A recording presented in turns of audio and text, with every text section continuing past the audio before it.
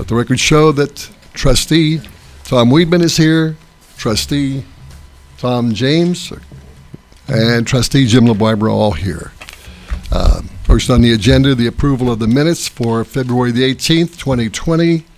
Motion to approve. Okay, second? Second. Any discussion? Mr. James? Aye. Mr. LaBarbera? Aye. Mr. Weedman? Aye. Okay, the next item on agenda is Lieutenant Torrey Smith. Torrey, you're up. Good morning, Board. I don't have anything to report this morning unless anyone has any questions or issues they'd like to discuss. Anything? Okay, Chief, you're up. Chief Penning. We had a response from a medical director out of University of Cincinnati, Jason McMullen. He's part of the medical director team that runs out of UC, and we've got a quote for $15,000 from him, which medical directors usually run between 15 and 22,000. So we did kind of get him on the low end, and the reason we were going to try to go with this group is if he's not available, he'll send somebody else from the group. So we'll always be tentative to having somebody, versus in the past we've always went with a single doctor, and if they get busy, then we have to go chasing them down, or we don't get anything out of them, even though we're still paying for them. So talking to a lot of the fire chiefs in the area, they highly recommended this group because they get good service out of them, they get good training out of them, and you pretty much get your money's worth versus a doctor that gets so busy you can't make time for you. So at this point, if I could get your approval to proceed on with this, then I'll notify him to get a contract together. We'll send the contract to the law director, and then you can vote on, do a resolution on him after we get the contract done up and everything. Yeah, I Hey, think it's Chief, good. what are we getting for 15,000? What? We have to operate under a medical director's license, a doctor's license, because of our narcotics. Besides that, with the Academy of Medicine requires that the medical director does QAs on on 10% of our runs. They want to QA any runs that involves pediatrics, any runs that require a death. They have to QA any runs where we have repeatedly gone back to the same patient more than once. So we have to maintain a medical director for narcotics and to run under the Academy of Medicine's. And that's a statutory obligation. Yeah, it's definitely. And then besides that, any of our DEA drugs that we use, basically the narcotics, sedatives, and that sort of thing, that we get through the DEA, the medical director has to sign off to get a drug through the DEA. So we can't just go get it ourselves. Okay. So it's one of these, in the medical field, the upper person that's got the medical degree that we have to operate under. So we have no choice but to have one if we want to stay as paramedics. Okay. I move we proceed with the plan as outlined by Chief Penny to move ahead with the UC medical director service. I'll second that. That's all I have. Okay. Don't you have the capital blanket Yeah. POs? We gotta settle the motion. Any discussion? You want to vote? Yeah, I'm fine. We're fine. Everybody's Mr. fine. James? Aye. Mr. Weedman? Aye. Mr. LaBarbera? Aye. And then the other thing is to recommend that need a blanket PO signed for our capital expense, which we've always done. And basically we use this PO for anything that comes up in as an emergency that's outside the realm of my normal budget. I've always had one in the past that just didn't get initiated. Yep. Do we need a resolution on that or just a motion to approve? Motion. I'll make a motion to approve the blanket for $88,000. This is $88,000, correct? Yeah. Yep. I'll second that. Do we always, is it always that amount of money, 88,000? No, it's not, it had been more. So- This is probably the lowest it's been. Okay.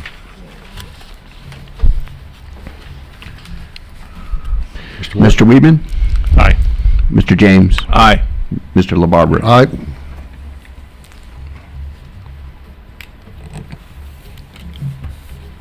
Chief, you all done? I'm done. Okay, Tracy Cullums? I have a few questions. Sorry. You know I always have questions. It's like Columbo. It's like Columbo. You know what's- Chief Penny, good morning. Just a few questions. We're all seeing in the news about the COVID-19 coronavirus and emergency preparedness. I've seen in the news that in Seattle and in the Washington State area where they've been especially hardly hit, one of the groups that's been hit have been the first responders from the fire department who are under quarantine. There are talks of equipment shortages too. I know there's a lot of frightening stuff in the media, which is overblown, but first of all, do you have all the equipment you need to move ahead with masks or anything like We that to do. the extent they're We useful? have the N2 mask on the units. The rest of the stuff is basically your anti bacterial sprays and gels. No, we have plenty of that. The worst problem with that kind of disease that is out there is to recognize it.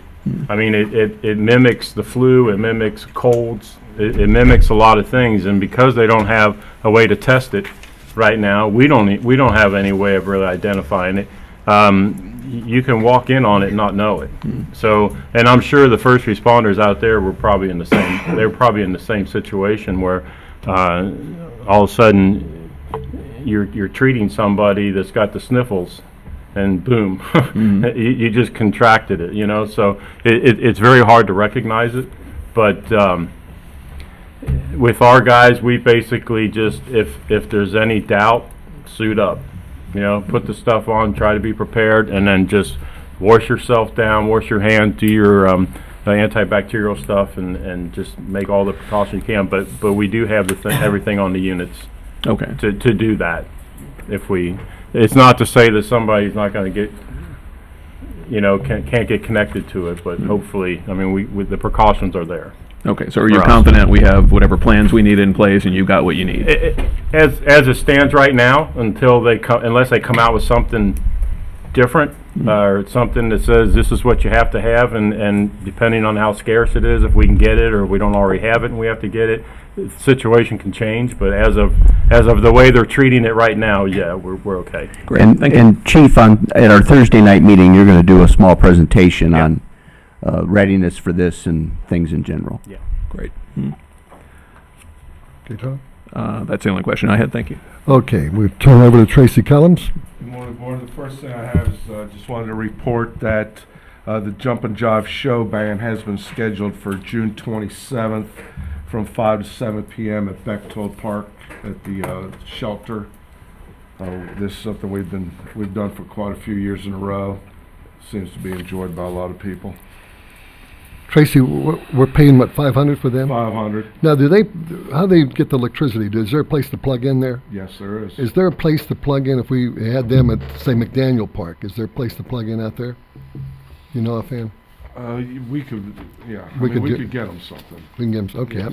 okay, thank you. Yeah. Is that already budgeted or do we need a motion to It's approve already that? budgeted. Okay, great. Next, have a blanket PO in the amount of $22,000. This is for temporary easements for our Kugler Mill Road project, for our sidewalk project. So this will be shared with the county. Any of the easements that are required for the widening portion of the project will be from the county, and that's $8,400 of this $20 for the storm sewers and sidewalks. Now, these are only temporary easements that are needed for construction. I will have another PO. Looks like it's going to be about $35,000 for permanent easements that will be coming to you. But this is, we need this one now to get started. We have somebody out there negotiating temporary easements right now. Motion to approve blanket for $22,000 for Kugler Mill temporary easements. Second. No. Mr. James? Aye. Mr. Weedman? Aye. Mr. LaBarbera? Aye. Question real quick. What is the timetable for the project on Kugler Mill now? I had some residents asking me about it. So we're looking to bid probably later this year. Originally, we were scheduled to bid in June, but the easements have been, this work for the easements has been pushed back a little because the establishment hearing with the county got continued a couple times and pushed us back. So we're looking at bidding sometime in the fall to early winter, so they can start utility work. There will be no real road construction or anything till next year. Okay. Thanks. Is there going to be a problem because the Davis Kubicki site on Kugler Mill, the development going on there, will there be a problem with that going on at the same time as a road? Shouldn't be. They're going to There access. shouldn't be. They're going to access the other I mean, side. they're going to access off of Galbraith, aren't they? Well, they've been I accessing mean, they're off of just doing demo. Only off of Kugler demo. Mill. only them. That'll be They'll done before access. then. Okay, good. Okay, Yeah. Tom. Okay, next, I'd like to ask you for a motion to advertise. This would be for our curb replacement program this year, looking to replace curbs on two main roads that we have, Marlette up north and Mayberry in the south. That would complete a curb replacement in both of those subdivisions. Motion to advertise for 2020 curb replacement program. Second. Mr. Weedman? Aye. Mr. James? Aye. Mr. LaBarbera? Aye. And then I have the RFP submittal from Kenwood Montgomery Road Traffic Study. I believe you've all received a copy of this. This is the one that we put out. That TEC rated the highest for. He asked me to get a proposal from them. If you've looked through it, there's quite a lot contained in this: field data collection, development, trip generation, analysis, also capacity analysis reports, filling out a grant. They will put a grant application together for us also for any work that would be decided that needed to be done. The fee for this is $27,840. My thought is to hold up on this and see what kind of a response we get from prospective developers on that site. And I think we have two so far. Is that right, Mr. Work? Yes. Two at least, yeah. I think we should move forward on this. We don't want a developer's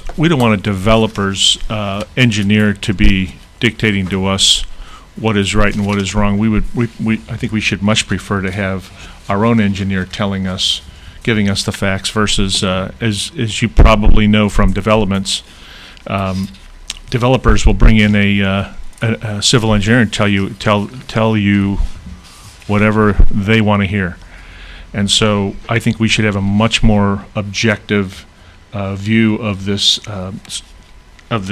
traffic situation, considering the fact that this goes through the main part of our business district. So I would much prefer for us to go out and do this, apply for the grant. Hopefully we'll get a grant on it as well, and have them reporting to us versus reporting to the developer.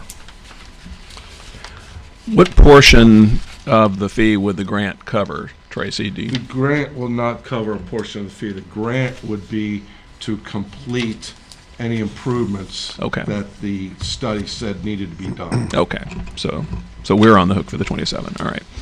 And it's access management standards. In no resolution, can we find anything about access management? And in no minutes of any meeting, could we find anything with access management?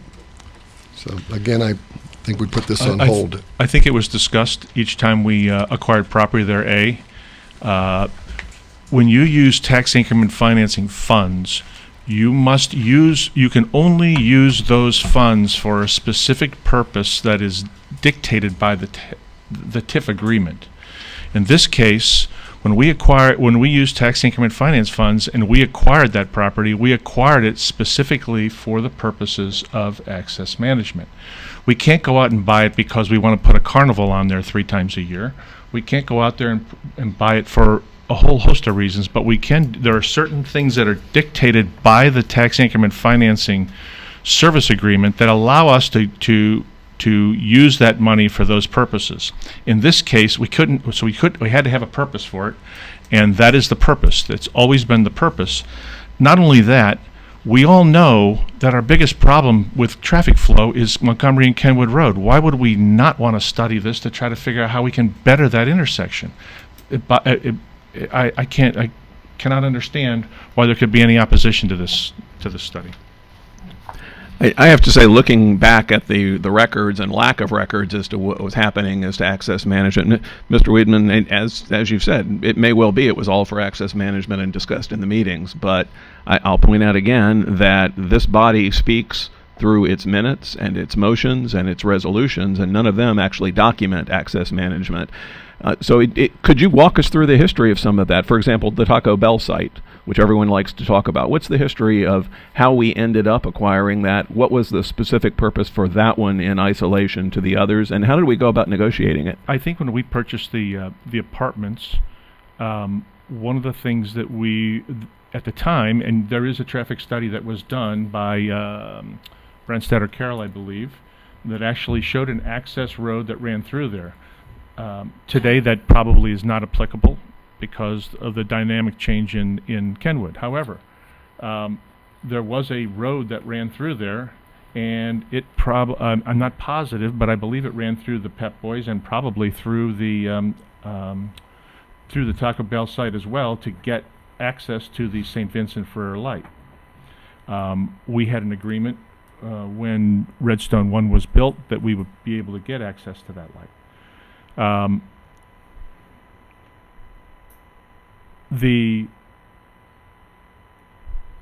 We always anticipated that there would be some development on that property with the residual, so you have to create access management for the anticipated development on that property. If you don't, then you won't have any traffic flow at all. So consequently, yeah, that was for access management not only for Montgomery and Kenwood, but also in anticipation of further development of the property of which we own, the residual which we would not use for access management. So, which is kind of common sense. The Brandstetter Carroll traffic study, do we have access to that in the township record somewhere? Ray, have you come across that? I haven't seen it, but I haven't looked for it. Okay, Tracy, do we know where that is? It's here. It's here. I've seen it, Okay. but I can find it. I'm curious. There was a meeting in the fall where a woman came in, or last summer possibly, and pulled out something that she had marked master plan on, which Mr. Bickford at the time said she had marked that on there. Is that the study, or? I believe that is. Okay. I'm not positive, but I believe sure. that is. Right. Okay. I would like to see that, actually, and some of the history of this before I'm prepared to move ahead. I think we do need a traffic study there. I'd prefer to be in control of it, too, as you noted, rather than having a developer do it. But I'd like to spend a little time considering that before we actually move ahead with this. Are we looking at a deadline as to the proposal that TEC has put to us, Tracy? No, I don't. There'd be no deadline. They would be fine. There's 60 days in here that they would review it, but that would be after. We can always get an extension. Okay. I'd like to take a look at those things possibly by this Thursday evening. I'd be ready to make a decision, but I'm not certain. I'd like to look at those things. We've waited a decade, so Did we have a motion, or I don't think we did yet. we don't We need don't have a one. motion. Okay. We don't need one.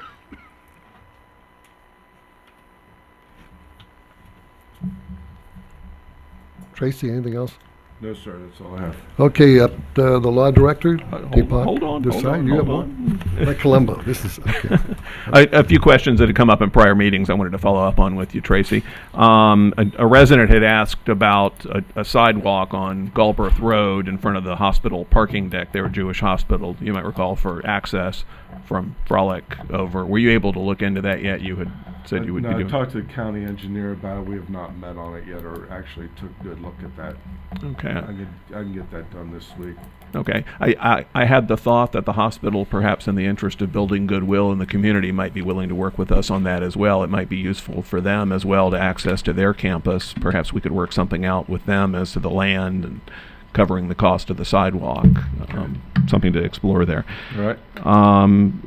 Also, in a prior meeting, I think I had asked about whether there was a current rental agreement for use of the ball fields by Moeller, and we understood there wasn't a current one, and either Mr. Desai or you were going to look into that. Do we have any update on that? There was not an agreement. There was just dates that they had submitted. There's no written out agreement, though. I mean, like anybody else that rents it. Well, they had a contract years ago, and I Yes, understood there they is were... no contract now. Okay, should there be, if they're regularly using it, to make sure we understand who's liable for what if something happens and someone's injured? Yeah, Mr. James. So I've been working with Fran Barrett, who is handling a zoning matter for Mueller, and he went to, hope I'm pronouncing it right, Mr. Hisdu, and Hisdu, sorry, Mr. Hisdu, and received permission to represent Mueller in getting that contract together. So we should have something to present the board in the near future. I'd anticipate no later than the second workshop meeting this month. Great, thank you. You're welcome. Okay. Let me see. I saw in Silverton's weekly email newsletter that they send out to their residents and interested parties that they're starting planning for the Memorial Day parade that we participate in as well. Have we started any planning for that yet, or is there anything we need to be doing yet for that, Tracy? There's really nothing. We don't really plan for that. We're just asked to participate in. I believe Chief and is in it with Camp. Yeah, with Tom Camp. Tom Camp is the one that organizes that. We are currently, I've talked to Tom, we're currently looking at it about accessing Bechtold Park off of the Plainfield Road entrance instead of the Sycamore Road entrance because of construction. So we're in the process. Okay. And we don't have this on the agenda right now. I'm thinking maybe it's coming up Thursday. Can you or Mr. Warwick just give the public an update as to the Parks Advisory Committee and where we are with choosing people for that? Yes. Yeah. Well, we have not received any more resumes than we had at our last meeting. There is going to be an article in the newsletter like you asked for, so we have not really proceeded with interviews or anything because we were going to wait until the newsletter went out and we saw what kind of reception we got from that. Okay, and just to clarify, we're not actually requiring resumes, of course. We're requiring submissions of some kind of interest. We set up a plan that Mr. Warwick had drafted that I think we approved in our last meeting, which has 6 members on the board. I don't know that we're setting that as a hard and fast rule either, but that's the plan, at least currently, for it. I would like to see us moving ahead. It would be great to get more applications from the newsletter, and that's going out soon, but we also need to get moving ahead with this. So, If you I have 2 things. Schuler, I requested the 2019, all the bookings for the baseball field, and Moeller wasn't included in any of those. And then, but I got all the other fields and saw what was going on. And I also asked for Schuler for the hall we have at Schuler, and there is no documentation of anybody reserving that. And apparently Mike McEwen, our past Parks Rec director, had that, but nobody can find that. So if we can find that, I'd just like to see that. For the 2019? For last year, For the yeah, whole year? just for last year to see who booked that room, and the ball field and the Moeller site, obviously. And there, I see we have tournaments there, and it's it's a prime, it's the prime baseball field around. Yes, No it question is. about that. You guys do a great job there. I had asked Jason in the last workshop to have his 6 recommendations. That was unfair for him to come up with 6 to give us today. I think we should the board should look at all the, have him interview people, have him interview the people at his discretion, each one though, to talk to them. And I think we should move forward quickly on this and not wait to see necessarily the response from the newsletter, the spring newsletter, because that's going to be going out.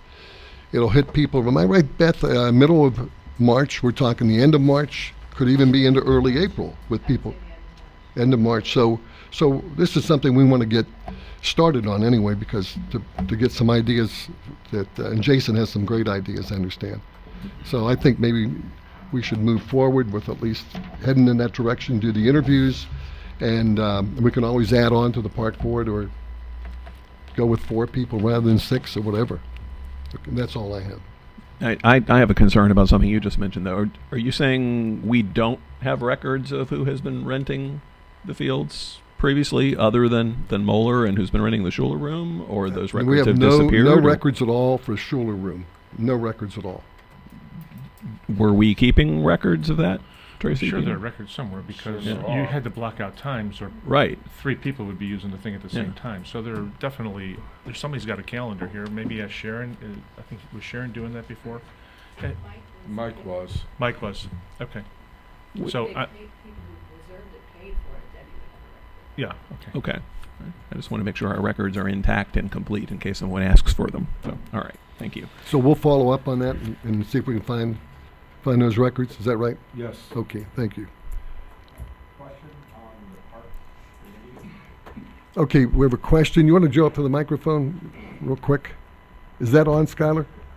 Actually, if you don't mind, sir, hold down that button until the green light comes on.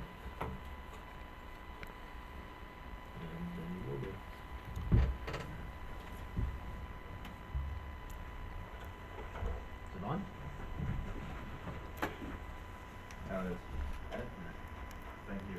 I don't know, can anybody hear me through this? We can hear you. Okay. Stan Schwarten, Northern part of Sycamore Township. Just want to be clear after the discussion I heard. There was a suggestion that a request for submission be put in the newsletter by Mr. Kellogg. I heard trustees say we were not going to wait on that. So is the request for submission still going to be submitted in the newsletter? I would So that was requested by Mr. James at our last meeting that we would put that in there. And I will add, I think it's a good idea to put it in there, whether we choose the members before then or not, because it's a fluid body that would change over time. If there are other people with interest in it, I certainly want to know about it. There may be people to add and people with great ideas about activities for the community. I know you're one of the people who has expressed an interest in being on this and who has applied for it. Mr. Janice is another. The other thing I want Oh, you have not? I said that if nobody is willing to do it, I would. But that was before this body actually decided that they would have a Parks Committee. The reason I kept bringing that up is because the Parks Committee was not meeting in 2019, which is an insult to me, the taxpayer. So I said, sure, if no one else is going to do it, I'll put forth my time. We have people that are willing to do it. I just want to be clear, especially for Jason and some others that have asked. I have a lot to do. I do want to serve on a Finance and Audit Committee, because I think that's extremely important if this body is willing to commence with something like that. So that's where I'm saving my gunpowder for. So thank you. Thank you. So that was a Sherman-esque, if asked to serve on the Parks Committee, I shall not. All right. Tracy, anything else? No, sir. Okay, Deepak Desai, our lawyer. Thank you, Mr. Chair. I have in front of you a resolution for the board's consideration regarding the Heitmeyer subdivision. It's a resolution approving a landscaping maintenance agreement with Heitmeyer Farms Civic Association for the property that makes up the Kenwood Road entrance to Heitmeyer Farms subdivision, and dispensing with the second reading. Motion. And second. Now, just for the record and everyone's information, the parcels of land we're talking about here are actually owned by the township, correct? That is correct. And this agreement would have Heitmeyer taking care of those with us mowing it. Is that Yes, correct? yeah, there's a division of duties, but that's a good way to put it. Okay. Mr. James, Aye. Mr. Weedman, Aye. Mr. LaBarbera. Aye.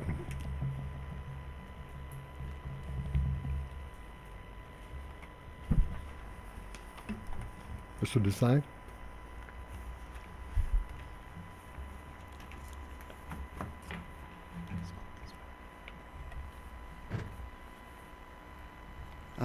I think that's all I have for the moment. You had a resolution for the IT? Yes, I have. Sorry. I Oh, I'm thought sorry. the I'm sorry. administrator was going to That's talk fine. Yeah, about that. let me That's all you have. introduce it and Yeah, then. Ray, our Administrator Ray Ward. Yeah. I have it before you, the resolution to enter into the service contract with Velicor, the firm that we've had for 8 years. If you recall, we got permission from you a few weeks ago to purchase the hardware to convert over so we could upgrade our system to run proper Windows 10 software and also enhance the backup. And we have worked out an agreement with Velicor, our provider, for a contract that will be $6,746.50 a month. That is an increase from around $5,900 that we are currently spending.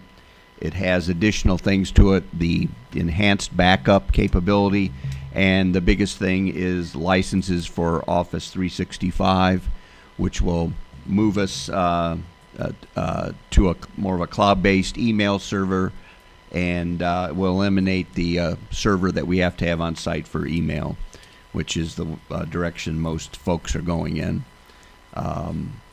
We have hammered out language on the contract to make sure that we were better protected. It has been reviewed by Mr. Desai, and they agreed to all of our language changes. And so we have a resolution before you that I'd like to ask for approval for. Any other questions? I will note I've looked through the contract as well. It looks fine to me from a legal perspective and a technology perspective. So I would move that we approve the resolution authorizing the contract with Velicor Services for IT services. And I'll second that. I think he's. Yeah, I've got a motion to read. resolution. I have a resolution for it. So Yes, that's what I just moved to approve. Okay. Oh, he isn't ready yet. Yeah, thank you. Are there any other questions for Are you going to read this? for Mr. Ward? All right, so for the board's consideration, I've got a resolution authorizing a contract with Velicor Services for IT services and dispensing with the second reading. Motion. Second. Mr. James? Well, I have Aye. a discussion. I have a discussion. Oh, I'm still amazed at the IT that we heard a long praise of our previous administrator who saved us hundreds of thousands of dollars because he also served as our IT expert and saved us thousands of dollars and allowed us to be put in this position where we're looking at Windows 7 when the whole world knew that we were going to be in trouble to go to Windows 10. That's the only thing I'm commenting on, and just it was pure negligence that put us in this position. Mr. James? Aye. Mr. Weedman? Aye. Mr. LaBarbera? Aye. That's all I have. Planning and zoning items, Mr. Schuyler Miller. Yes, sir. Okay, we actually first have a series of resolutions that are actually all tied together. They are for 11500 North Lake Drive. This is our first PACE project, I believe, in quite some time. The property owners are planning on doing some green improvements to their building, including upgrades for LED lighting, as well as HVAC improvements. I believe it's $1.3 million in total improvements that's going to be financed through the PACE mechanism. The Suburban Communities ESID met last Friday to review the application and make their recommendation for approval of the financing. So this is the trustees component to this process. There is no obligation being taken on by the trustees or the township at this time. It's simply, again, it's a pass-through mechanism. We have Chris Jones from Bricker and Eckler here as our PACE consultant, who can answer any specific questions. I don't have any questions. So there's 40 semi-annual installments. Is that what that breaks down to, with the 57,000? I believe it's 2 payments. It The semi-annual Oh, you said yeah. semi. Okay, I'm sorry. from 2021 to 2040. Yes, sir. Okay, so that's what that is. Yes, Okay. sir. So, and the assessment essentially goes right on the tax bill and is paid as part of that. Okay.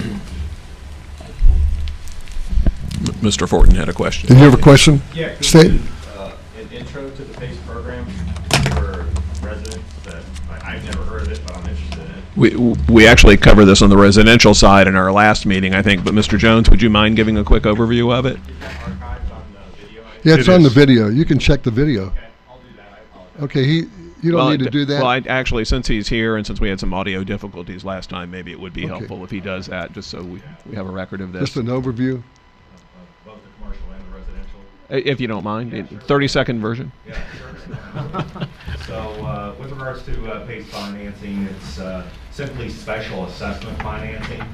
Traditionally, special assessment financing has been for public entities to finance things like sidewalk improvements or downtown business districts as examples where you have, in a lot of cases, dozens, if not hundreds, of actual property owners paying in for whatever that said improvement is.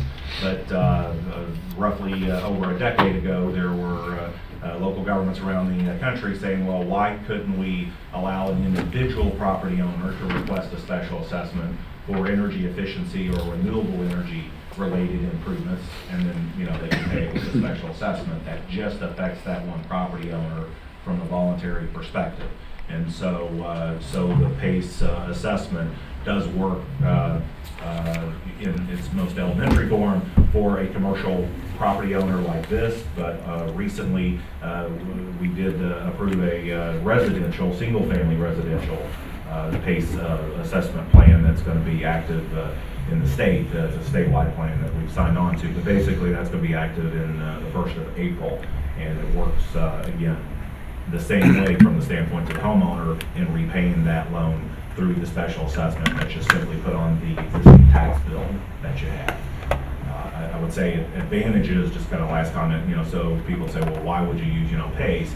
For the commercial property owner, and I always like to use Kids First Sports Center was the first one that used it here in the township a couple, 3 years ago, is that, the owner there, Mr. Metzger, said that, having to use PACE essentially preserved his credit lines with the traditional banks so he could do other things, such as build a second facility, on the grounds. And that's generally been the most common kind of reason. The other one is that also because the PACE assessment sets on the property tax bill in that special assessment category, it also gives office building owners who have triple net lease tenants.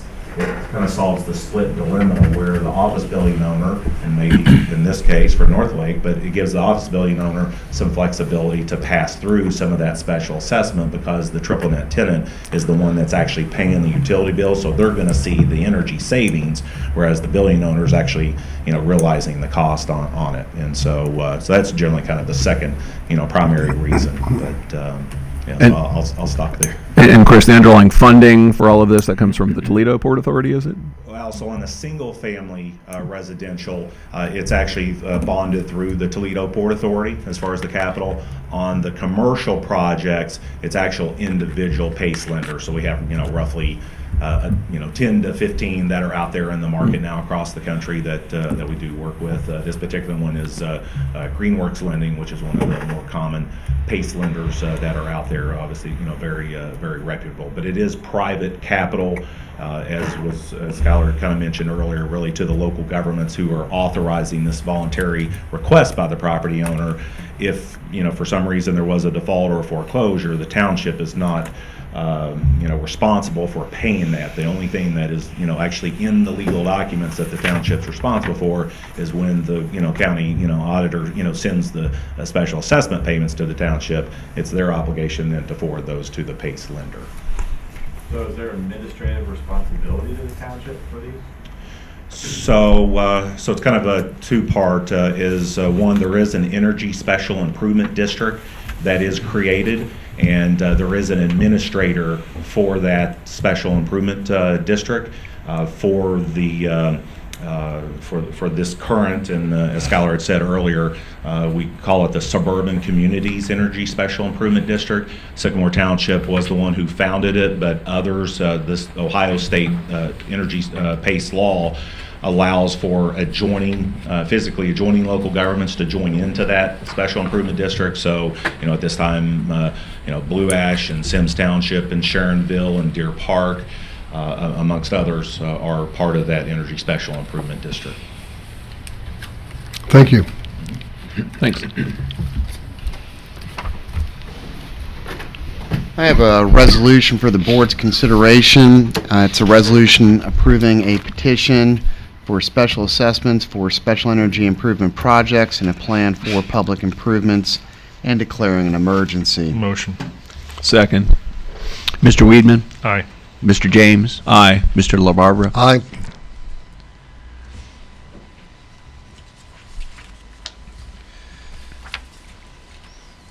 I have another resolution for the board's consideration. It's a resolution determining to proceed with the acquisition, construction, and improvement of certain public improvements in the Township of Sycamore, Hamilton County, Ohio, in cooperation with the Suburban Communities Energy Special Improvement District, and declaring an emergency. Motion. Second. Mr. Weedman? Aye. Mr. James? Aye. Mr. LaBarbera? Aye.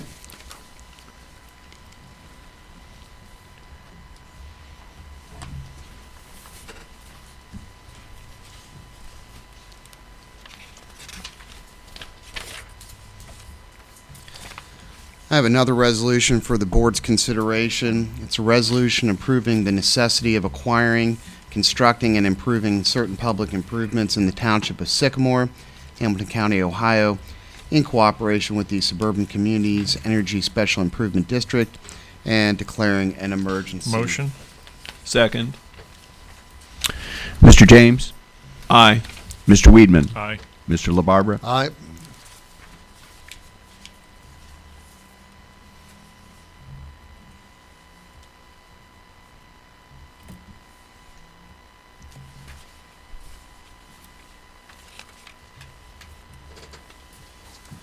I have another resolution for the board's consideration. It's a resolution levying special assessments for the purpose of acquiring, constructing, and improving certain public improvements in the Township of Sycamore, Hamilton County, Ohio, in cooperation with the Suburban Communities Energy Special Improvement District, and declaring an emergency. Motion. Second. Mr. Weedman? Aye. Mr. James? Aye. Mr. LaBarbera? Aye.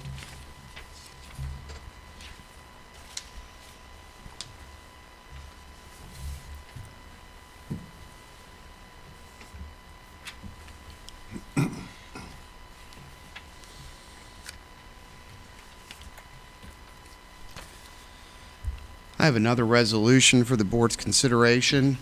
It's a resolution authorizing and improving an energy project cooperative agreement by and among the Township of Sycamore, Hamilton County, Ohio, the Suburban Communities Energy Special Improvement District, Inc., SGRT Northlake LLC, and Greenworks Lending LLC, providing for the financing of a special energy improvement project in Sycamore Township, authorizing and improving a special assessment agreement by and between Sycamore Township, the County Treasurer of Hamilton County, Ohio, SGRT Northlake LLC, the Suburban Communities Energy Special Improvement District, Inc., and Greenworks Lending LLC, and declaring an emergency. Motion. Second. Mr. Weedman? Aye. Mr. James? Aye. Mr. LaBarbera? Aye.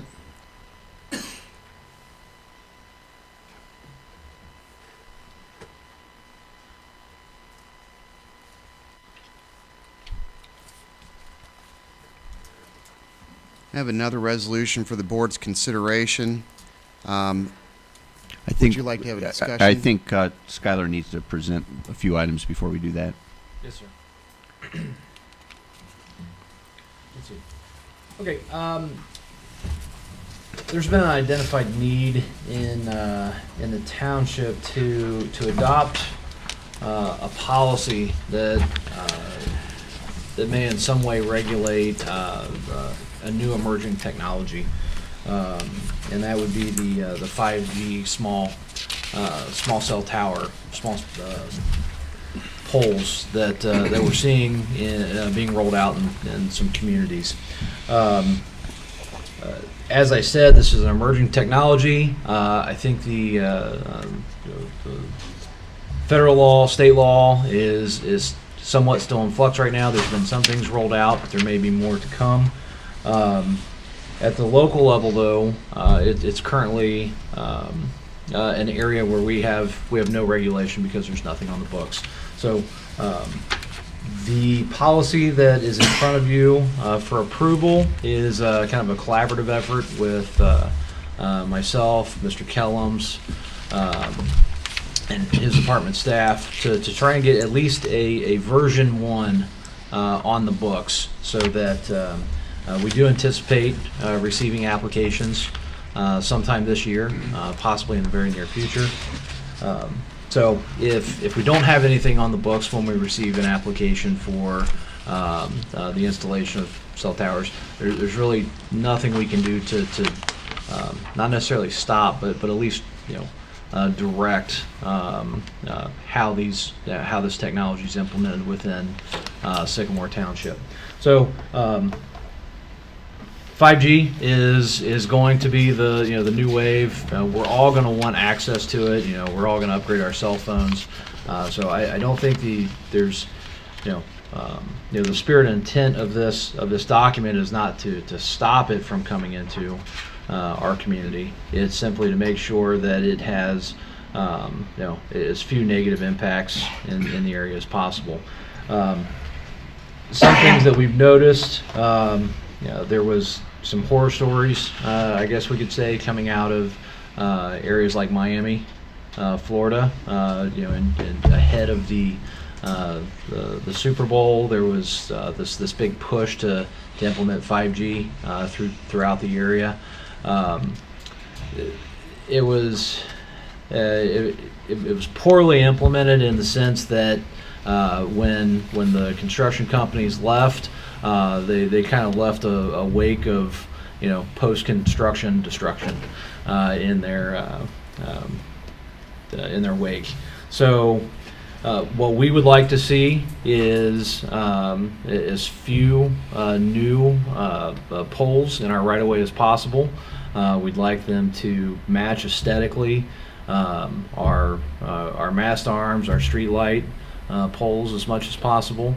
And then a big component of the language that we incorporated that we hadn't seen in other areas is restoration requirements. So if somebody's going to be breaking ground in the right-of-way, they need to repair that, restore it to the pre-construction condition. So this is very much, again, it's something that we're still learning on the fly. We are pulling from several other communities and trying to put together a fairly comprehensive policy. We're borrowing quite a bit from Anderson Township. There was also some really good language out of state from Naples, Florida. They adopted some language in light of what they saw in Miami. So we pulled from that, and then the restoration section is very much coming from our office. So Tracy, do you have anything to add on the policy? Not on policy. The one thing that we're really looking at is the range of these poles are only about 1,000 feet, and when they met with us, they're also talking about each pole only having one user. So you could end up with a picket fence of poles. If AT&T comes in once, Sprint comes in once, Verizon comes in once, and they're only 1,000 foot. I know Green Township just received an application for over 60 poles in one subdivision. So it's really important to get some limits on what, we've spent a lot of money here, especially in the Kenwood Business District, putting utilities underground and putting up nice street lights and poles, and we don't want them just putting in whatever they want. So it's really unfortunate because these small cell sites can actually, if implemented correctly, can blend into the environment. They can be placed on buildings and essentially camouflaged. The problem with that is with initial rollout, the carriers want to get coverage in areas as quickly as possible with the path of least resistance. So what are they doing? They're coming to one or two entities, the township and the counties, and they're running them right down the right of way instead of going to individual property owners and doing Negotiating a a deal. more strategic placement. So again, I think this is going to be a first line of defense. This may get tested in other communities. We may need to come back to this. Again, I want to stress this is very much a version 1, and we will stay on top of current happenings in this technology environment. And so I expect we'll come back with to the board with updates on this. This is great. I mean, putting this together in anticipation, knowing that we were going to get an application in short order, we definitely got to have something on the books. So you guys did a great job putting this together. And I think this is, as we move along and we have other hurdles, we can continue to tweak this as we go. Yes, sir. Thank you. I'll echo what Tom said.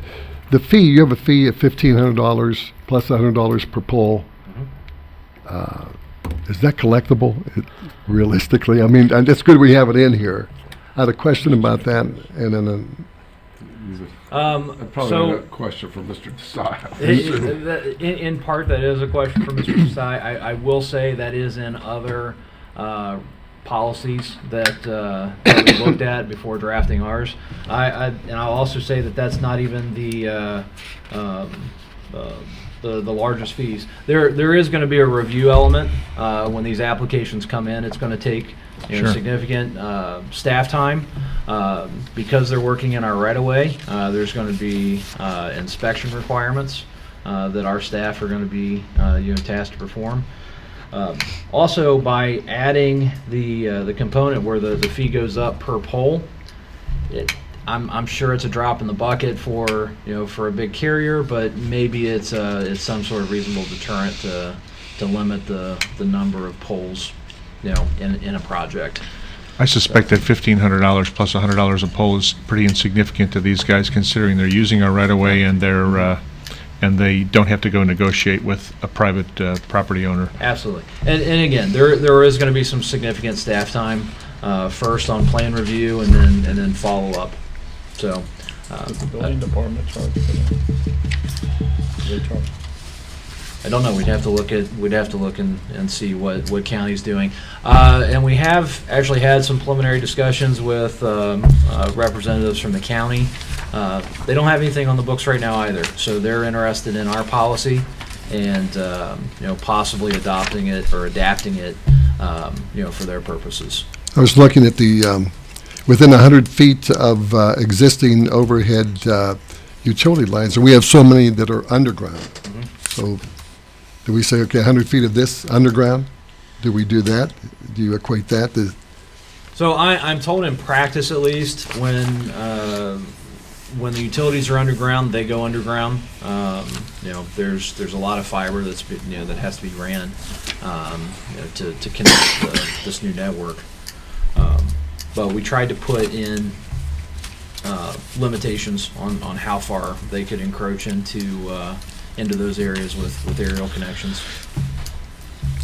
Thank you. Mm-hmm. We, last year, you guys approved a fee schedule, remember that we did? Yes. And not to look at that, just not to throw a red flag up, but I remember there was something in there about cell towers. And I think there was. And we should look at that. I'll look at that and make sure it's not conflicting with what we're trying to do here, or if it's because of something different. I know it was under the fire inspection part of it, which we usually coordinated with the building department on their fees. So we'll have to look and make sure there's not a conflict somewhere, because we already have a resolution on cell tower charges, but I don't know what it's for, Sure. but we'll have to look at it. And while there may be some definition overlap between a cell tower and a small cell site, they're being treated quite different in practice. So that is something we can look into. Did you have other comments? I had a few. I understand from attending the county engineers dinner last week, which Mr. Widman spoke at, and many local officials were there, that Verizon is making a sudden push to get their network deployed locally, and that's what's lent some urgency to some of this. I will also say it concerns me, though, on the other hand, to put out any design guidelines suddenly and without warning, without a lot of public input on it, but I think there is an urgency in doing it here, and we need to have something on the books. We can revisit it later if there's reason to do it. I had some questions that I had emailed to Skylar and Ray about this, and to Mr. Desai as well, and I'm not sure if we answered all of them, so I do want to bring some of that up here. First of all, this is only as to the right-of-way, of course, not as to any private property. We are limited in the extent to which we can regulate 5G at all because of federal law, so I certainly understand that. These design guidelines, though, say that these apply to new telecommunications equipment not greater than 40 feet in height, which are proposed for county, township, or state of Ohio right-of-ways in Sycamore Township. Does the law permit taller towers, and does it permit us to regulate them? Because if it does permit them, the way this is worded, it doesn't govern them at all if they're taller than 40 feet. And we would want the guidelines to apply, I would think, to any towers, not just those that are under 40 feet tall, if there's some possibility that higher ones could go in. Does anyone have any further thoughts on that? I thought we had a conversation about that at one point. These microcell sites, they're not taller than 40 feet, I don't think, are they? No, I believe they're. And that's by design. I believe so. That's not to say they can't be, but. But they may not be a microsite at that point. Yeah, based on what I'm being told by representatives from that industry, their towers are 40 feet. The codes that we have reviewed have consistently shown 40 feet as that limit, utilizing that language. I think it has this is certainly an area where we need a deeper dive. I think it has something to do with the technology, that they don't want it to go that high. They want to keep it low because they're using, I don't know if they're using ground waves or how it works exactly. So I'm kind of doing this on the fly, and I apologize, but this is a diagram, or this is an illustration from a recent OTA presentation on small cell. And basically what you're looking at is three kind of separate eras of cellular technology. You have the 2G, that moved into the 3G, 4G in the center, and then you have 5G. The towers have also reduced in size at during this whole phase. So as the towers go down in size, you need more of them for coverage. The number of sites go up. I think it really has to do with how they manage their bandwidth and how many people. They want fewer people per per site. Connected at any one time, so that they can better manage that network. So I don't think, while they may be able to do a 100-foot 5G tower, perhaps that that allows for more connections than what they're actually looking for. I guess the other thing, could we, and this maybe goes to you, Deepak, might we be able to put in a provision where we prohibit any tower exceeds 40 feet? Right, and that was one of the questions I emailed you too. Yeah, so I took a quick look at this, and I will just say that a lot of it's based on what's in the Ohio Revised Code. The 40-foot comes from the Ohio Revised Code, so it's kind of a definitional thing, as I understand it.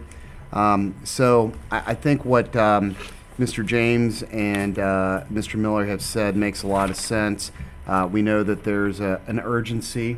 While we might prefer to vet this fully in advance, it probably makes sense to go ahead and try and get something on the books. And in the meantime, I can work with Mr. Miller and Mr. Work's office to refine anything we need to refine. And I think that's fine. If we're able to legally limit the height and cap it at 40 feet, we should do that. If not, we should not mention 40 feet at all. Frankly, we should apply to any towers because technology might change over time and they might get taller. Yeah, So, yeah. And luckily, you know, I've got the benefit. We did this for the city of Montgomery a year ago, so I went back and looked at the resolution we did for them, and that 40-foot piece is in there as well and tied to the ORC. So we'll address that, and then also your concern about, which is valid, about what about things higher than 40 feet. So we don't want people coming in and building 160-foot towers. Right, and technology has a way of suddenly changing faster than resolutions or the law does. So if we're broader up front, then we can have those things in place. Another concern I had that I mentioned in an email to y'all, and I don't know if this is something we can incorporate in the plans going forward, but sound emitting equipment is something that we should prohibit if we have the authority to do it. I know we already have sound resolutions anyway, but I think I mentioned to some of you, we had an annoying situation in our neighborhood and probably in others in the township where a company that I think was one called Current years ago was offering power line based internet service to residents, and there were a bunch of boxes placed on the poles that had battery backups in them, and the company stopped offering the service and apparently abandoned the equipment. And if it's not Current, I apologize to Current, but I think their name was on the box. And the darn thing started beeping after a while when the batteries died. And there was one in our neighborhood that I think beeped for 3 or 4 months before I finally called Mr. Kellums, and I think he was able to take care of that one. And then another one started doing it a couple years later, and Duke Energy was able to go knock it off the pole. But I don't think we want legacy equipment put around that is going to be annoying our residents with mysterious beepings out of the ether one day. So maybe we should govern that as well in a future revision of this. Yeah, I've added that to part of the review process, so we'll let you know about that, Mr. James. Okay, thank you. Thank you. And the other thing that we added, that maybe we can also work on is that severability clause. Because this is new legal territory, new technology, there's the potential for it to be challenged. I'd hate for the whole thing to get thrown out because of one issue. So how can we layer this document so that it better protects our interests? If there are no further questions, I have a resolution for the board's Go through.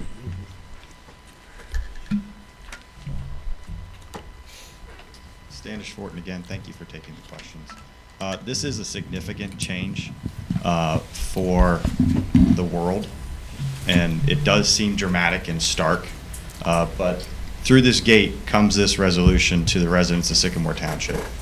And there are many places around the world that are not implementing this technology. Has this township vetted this on behalf of its citizens? You three are poised to make a decision that could affect the health of every resident in the township. If that's a question, let me chime in on that. We can't prohibit the placement of 5G technology in the township. This does restrict the places it will go and the way it will look to the extent we're legally able to do it. But we don't have authority as a township in the state of Ohio to do anything about that.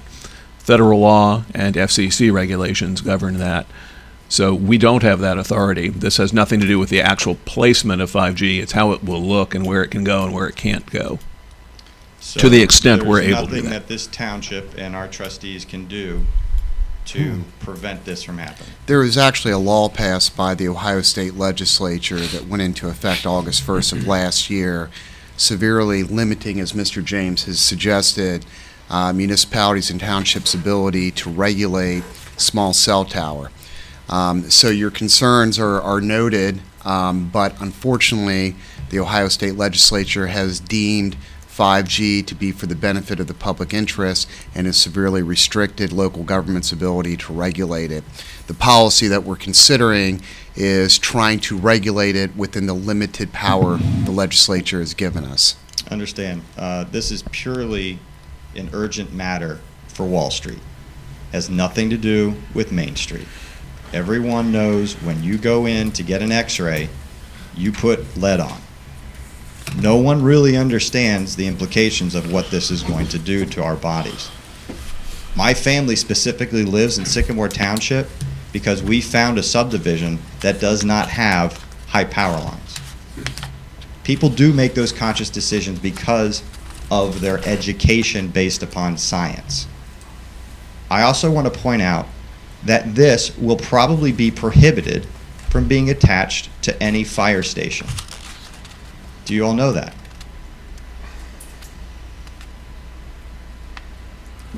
Why is that? I would think the Because township, the- as the owner of the fire station, could prohibit it anyway. Do you have any background on this? Not at all. In the past, townships, municipalities have attached 4G, 2G technology to the fire stations because of the health consequences to the firefighters, documented for years in lawsuits. The International Association of Firefighters prohibits the attachment of the lower technology to their buildings. Scientifically documented, passed throughout the country by the IAFF. These are facts. Are we just to be casualties for earnings of a Wall Street or a few Wall Street companies for our convenience? We already use too much technology as it is. Everybody can probably and hopefully agree to that. I just want to make sure that there's an actual discourse in our community on this topic before it's rammed down our throats. And I hate using those expressions and bringing this up, but we do not understand the consequences of this. I'm going to try and lighten up the tone a little. Who remembers Olestra? It was going to be great, right? It's going to save everybody their cholesterol and their fat intake. Well, scientifically, didn't work out. There are other examples. Agent Orange. Sounded great, worked for a little bit. Oops, sorry, there's a consequence to it. We don't fully understand the technology based upon my research, especially with what the firefighters have gone through throughout this country, and that's on a lower scale. There needs to be a discussion on this. And I've heard people are looking for Sycamore Township to lead on this. County doesn't have anything right now. Why can't we simply have, and we've got a lot of institutions in Sycamore Township that have knowledge on this, a discussion. Maybe there's somebody that can allay my concerns, but I would hope that our township can facilitate that, especially when I hear a picket fence approach. If that happens and there are casualties based upon this 5G, it could affect Sycamore Township a long time. So I just want to be very cautious about this. Thank you. Mr. Fortin, Yes. so if you've attended a lot of our meetings, so you know that not just this board, but previous boards we've done whatever we could to possibly fight the expansion of this 5G. But I've never heard of a public meeting we've done it right here in this room, and you've sat there. But on 5G specifically. on cell towers specifically, because they're all emitting. I've never seen an invite for a meeting specific for 5G technology. We've discussed it in our workshops and our meetings. People don't And understand. we've taken opposition to them multiple times. The Ohio legislature has decided that they're not going to give us the power to do that anymore. I'm 100% with you. I think the 5G technology is well ahead of what we know is going to be the casualties or the consequences of it. I think, unfortunately, we don't have control over it. We don't have the ability. I understand. We don't I'm have gonna give that the ability, and residents so. But I totally agree with you. I think that the 5G thing to me is we don't know what the consequences will be from 5G, but we continue to move forward on it, and everybody gets a green pass. They get to go. I want to just give the citizens the opportunity to have a venue. If the Civic Association has to do that, we will. I just want there to be a pause to possibly give the residents the opportunity. I'm sure 99% do not know, as you put, Deepak, and I do remember that there was a bill passed, but I don't remember the specifics of it. I'm sure that they don't understand that it restricts what this entity can do. I just want to have a discourse publicly, and I would appreciate the township, because this is, I mean, there are entire cities around the world that have put a ban on this stuff. And I just hope that our entire township would take a pause to organize a meeting to bring the great minds of Sycamore Township together to have a discussion. That's all I'm asking. Okay, I think we can accommodate you. If you have the Civic Association and you want to discuss this, we can promote it in a meeting that you're going to do that. You could even meet here. I don't think this venue will be big enough. No, you can promote it. We'll Right, promote yeah. it for so No, that you I can just- get something started. Especially in the newsletter. I don't know if anything's been put in there about this that's coming down. I'm not sure that there has. Beth? So, I mean, The thing to keep in mind, though, is if we don't adopt these design standards right now, it's a free-for-all, and these towers could be littered everywhere in the right-of-way. With these, it's at least compartmentalized and moved away from certain things. So it is a start in doing that. So it's going from the wild, wild west to some order here already within the constraints of our authority. We can certainly refine these even better going along, but I think it is important to get something in place now that Verizon has said they are moving ahead rapidly in Cincinnati to start deploying. So we want to get ahead of them doing that anywhere so they don't end up littering your street or others without at least something moving them away. and the county engineer stated that they were not, I mean, that's where it's submitted, correct? The request is submitted to the county engineer's office. Is there anything that would be submitted to Sycamore Township prior to them? If it's going to be on a local road, it would be, yes. But if it's on a county road, If it's on a county road, the county, it's submitted to the county, but the county is telling them that they have to also apply to the township. they Those have to. townships are going to have regulations. Are they, Deepak, are they legally permitted to require that? I don't know, and I was actually just going to make a note to look into that nuance, so I'll have to get back. I don't know. Because there again, this is Main Street. This isn't Wall Street. I could care less about the profits of a few companies and the bonuses of some executives. These could be around for who knows how long. So thank you for your time. Thank you. Thank you. I would be willing to do some research. If it's something that's involved fire departments, firefighters in the past, I'm sure there's documents out there, there's literature out there. I can do some research on it and see what I can find. To see if there's anything that would have a... Mr. Early, Al Early. Al Early, 8120 Glenmill Court. To Mr. Weedman's point, I do remember discussions in not executive sessions, I didn't know who was there, in workshops about the 5G. There was cosmetic concerns, but there was That was one of the big discussions, was the cosmetic. I do recall that. Yeah. And I guess the way I look at this, listening to what Standish just said, not so much for myself, but for my grandkids I'm thinking about, whatever. You know, I think his point is well taken. There's been a lot of things that have been, this is the greatest thing since sliced cheese or sliced bread or whatever you slice. My concern though is that we do learn, as Chief has said, you know, do some research before we allow it. I heard what Mr. James said also about, but you know, we can maneuver here a little bit, but it's inevitable maybe that it's coming. I guess it's basketball season, so what do? You foul at the end of the game. You try to delay until you have a chance to, you know, maybe make a decision that is the wisest for the township. So, you know, I think everybody's kind of on the same page here, you know. But I think the other thing I heard was that what I guess what Standish said is from Wall Street and Main Street or whatever street, Glenmill Court, is that you know, we may not have the control that we sometimes as residents think that we do. So my 2 cents worth. I mainly wanted to say, though, I did hear this, and this has been an ongoing concern. So Thank you. Yeah, we did have a number of discussions, and I think I can remember one in particular where we saw a whole different variety of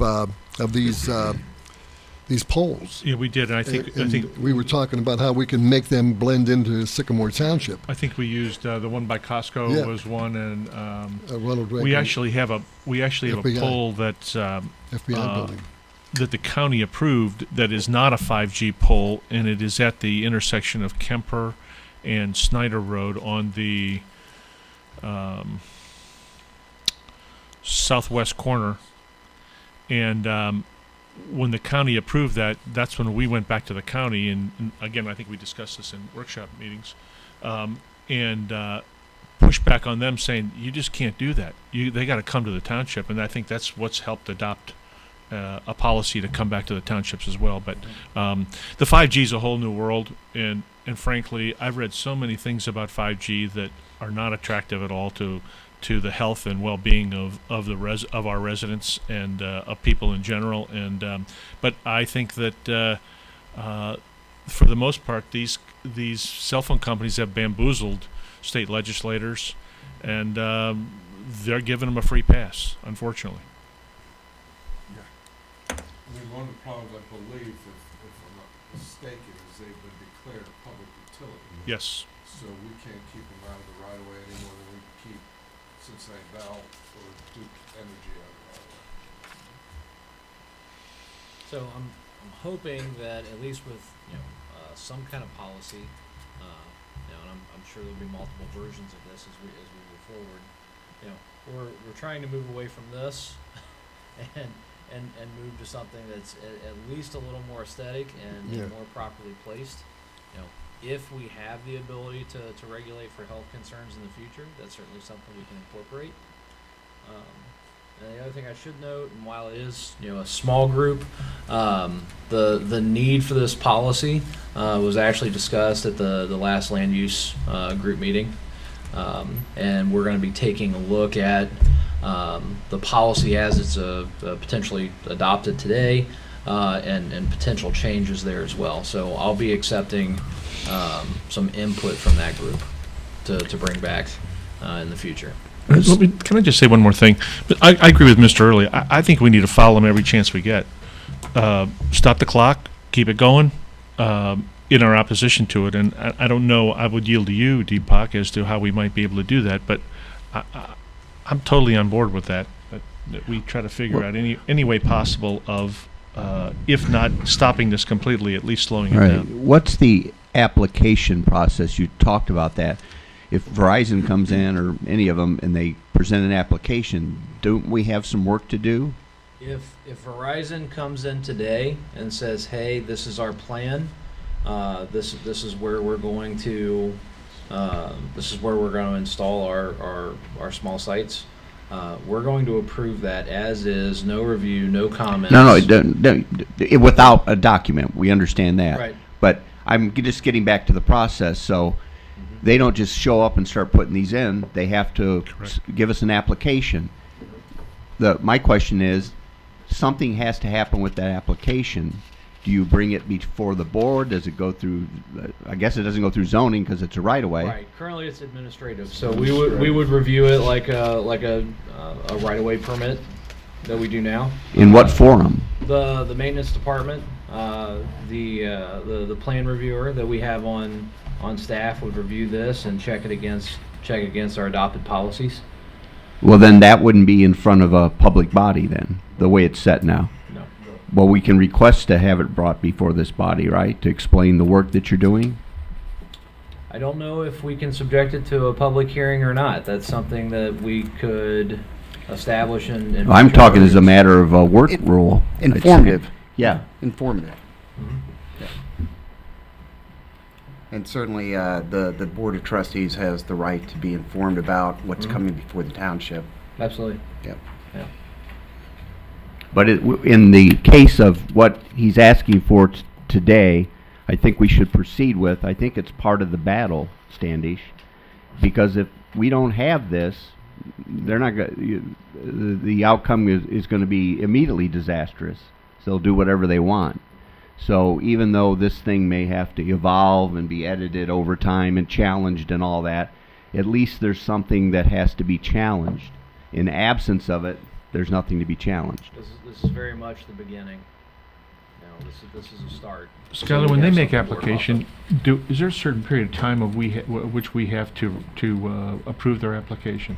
Right-of-way applications are more Mr. Kellum's area of expertise. We do not have a time.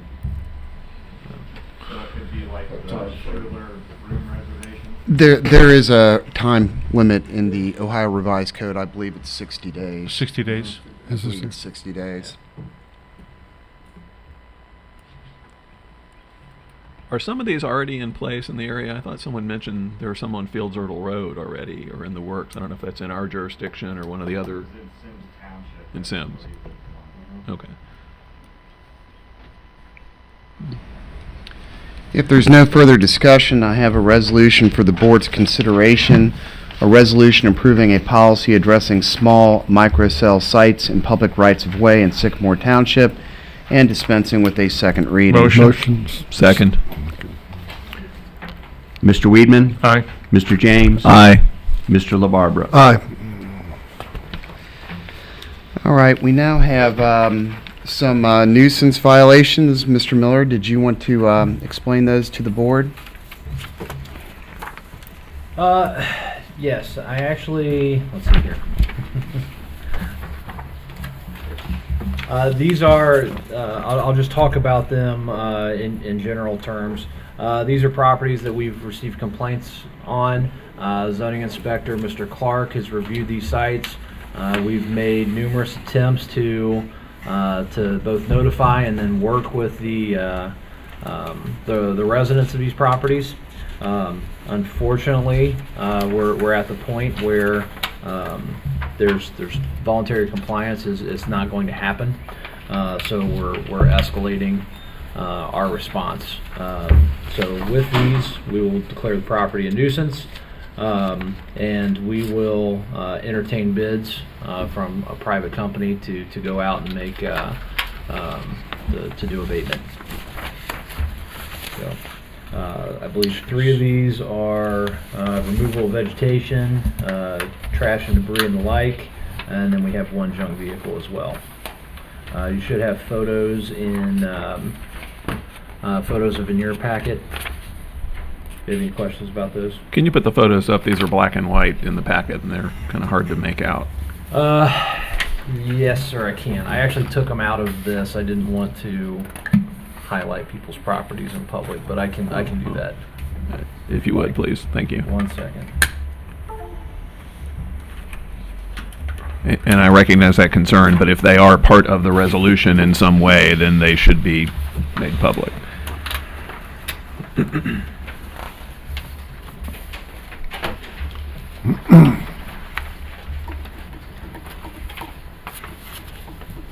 And we do it every workshop meeting and every regular Thursday night meeting. We do have the packet that we have up here is on the table as you entered the room.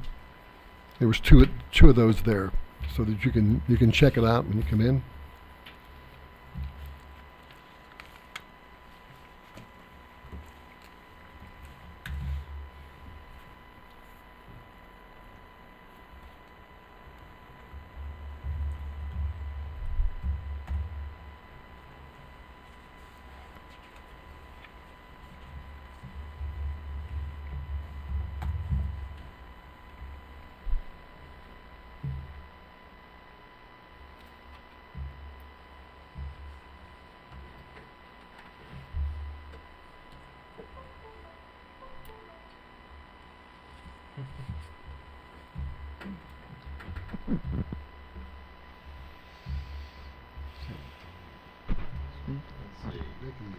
Beth, do you have the packet on the drive? On the website, actually. So if you can go to the website documents, That's fine. I believe I have the color pictures on there. I just didn't print them in color. I believe the color pictures were also in the packet that was emailed. Yes, they were. Thank you. And thank you for doing that. I just didn't print them and bring them with me. If you go to documents, Skylar. Oh, okay, I see it. Our community documents, you'll get the recent documents. Sorry. Go up to our community, then hover over documents, go to recent documents. I got it. Yep. And it should be the first one on the top. Or actually, there it is. So hopefully they're in color there. Okay, there you go. They might be sideways. Yep. See if that's the. That was it, I think. That was it. Yeah. Is that it? Yep. Let's see.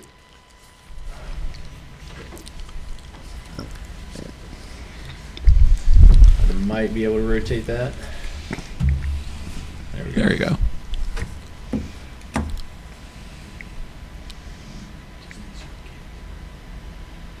Let me ask, because this is the first of these I've been exposed to here as a trustee now.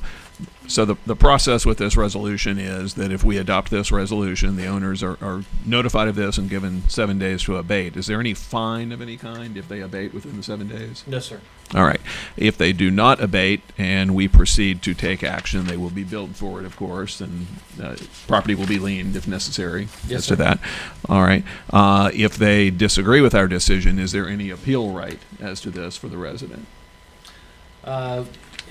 Once it goes to resolution, we do an abatement. They could take it to common pleas. Okay. But they've had opportunity to appeal. The zoning inspector and I have made a determination that there's violations on the property. At any time, they could have either tried to work with us or we will give them extra time. They could also make a formal appeal to the Board of Zoning Appeals if they felt our determination was in error. All right. And there's been no appeal, no feedback from this particular resident. All right. Thank you. Not with any of these. Okay. I have a resolution for the board's consideration providing for and authorizing removal of vegetation, garbage, refuse, and other debris, and declaring a nuisance for the property located at 8100 Camner Avenue, Sycamore Township, Ohio 45236. Motion. Second. Mr. James? Aye. Mr. Weedman? Aye. Mr. LaBarbera? Aye.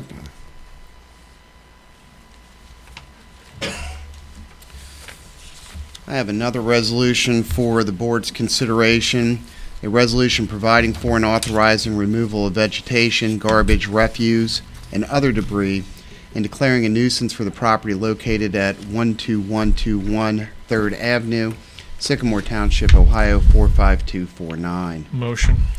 Second. And a question, just in the lower left quadrant there in the photo then, is that a bunch of trash strewn in front of the garage or barn? Yes, sir. That's refuse.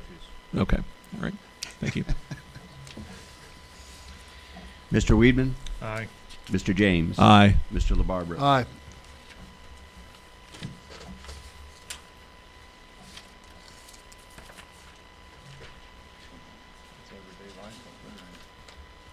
I have another resolution for the board's consideration. It's a resolution providing for the removal of a junk vehicle in Sycamore Township, Hamilton County, and the proper disposal, storage, or impoundment of a motor vehicle by implementing the procedures set forth in Sycamore Township Resolution Number 2012-14 in sections 505.173, 505.85, and 505.871 of the Ohio Revised Code. Motion. Second. So we know that's not operational? It is not. You can see the tires are flat. I don't believe it's properly licensed. I believe actually the way it's sitting, it's actually at least in part on public right away. Okay. Mr. James? Aye. Mr. Weedman? Aye. Mr. LaBarbera? Aye.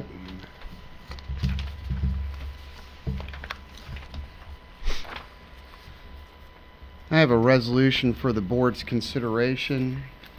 It's a resolution providing for and authorizing removal of vegetation, garbage, refuse, and other debris, and declaring a nuisance for the property located at 11962 4th Avenue, Sycamore Township, Ohio 45249. Motion.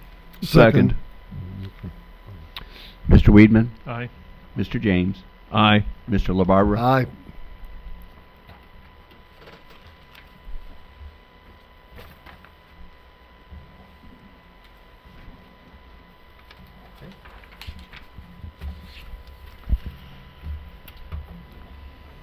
All right, the only other thing I have is we have a vacancy on our Board of Zoning Appeals. Our alternate member has formally resigned from her position. What I would like to do, and actually what we've already planned for, is to advertise the position in the upcoming newsletter. As an alternate, I'm not too worried about maintaining quorum during the vacancy. I'd like to make the position and the give the community an opportunity to send letters of interest on this and make it as widespread as possible. So I'm happy to give a little bit of time to make sure that it's properly disseminated through the newsletter and on our website. Good. Good. That's good. Do we need a motion for that? I don't think so. No. I don't think so. It just Who resigned? Glassmeyer? yes, Julie. Julie Okay, Glassmeyer, thank you. All right. Thank you. Sorry to put you on the spot. No, that's fine. It was escaping me at the moment. So yes, Julie Glassmeyer. Thank you, Skylar. So our fiscal officer is absent. Trustee items, I don't have any at this time. Mr. James. A few questions. First, we did have on the agenda pay bills and read receipts. Is there anything we need to attend to, even without the fiscal officer here? No, that was an error. I should have taken that off the agenda. Okay, thank And, you. by the way, the automatic stamping of the check signatures is working. And so when Mr. Porter's here Thursday and we approve everything, he just has to sign the register, and you gentlemen don't have to sit in there and sign all the checks. Thank you. Thank you. Very good. Let me ask also, if I may, where is Mr. Porter? Why is he absent? He was in a court hearing this morning. Ah, okay, very good. All right. Hopefully representing somebody as opposed to being the. I believe he was being paid to be there. As an I think we advocate. should have actually noted that in the front side as well. Yeah. That Okay. he's absent because of a court hearing. Yeah. Sure. An advocate, not a party. That's always the best way to be there. Let me see if I had any other notes here. I think that's it. So thank you. I just have one item. Did we get the markings for the township vehicles? Kevin Clark, his vehicle, and I think you wanted the light set up in the back for his vehicle. How are we coming along with that? And also Tracy's vehicle. We're waiting for a price. Our mechanic has already contacted them, also on both the lights and the lettering. So it is in process. Okay, good. Thank you. Actually, there was one thing I meant to mention, if I could. I wanted to thank Mr. Kellums for getting his department to get the lights fixed up at the Schuler building. I meant to tell you that when I was walking up to see you in an event there last week, and someone interrupted me to hand me something, and I got distracted. So thank you for getting that working. We just have announcement changes. They're on the agenda sheet. Time change for the CIC meeting Thursday, March the 5th. This Thursday, that's at 6 o'clock here at the building. Tax Incentive Review Council meeting will be Thursday at 6:45. Special Board of Zoning Appeals meeting Monday, March 9th, 4:30, right here in the Township building. Canceled the Zoning Commission meeting for Monday the 9th. Canceled the Board of Zoning Appeals meeting Monday the 16th. And for scheduled meetings without changes, see the published calendar that is Motion to adjourn. available. Well, wait, this Thursday we also have the JEDS meetings at 4, 4:15, Yes. 4:30, and 4:45. No Okay, change. Thank no you. Just change. noting that for the public here. Thank you. Motion to adjourn. Second. Okay, mark the time at 10:35. Our township meeting in Sycamore is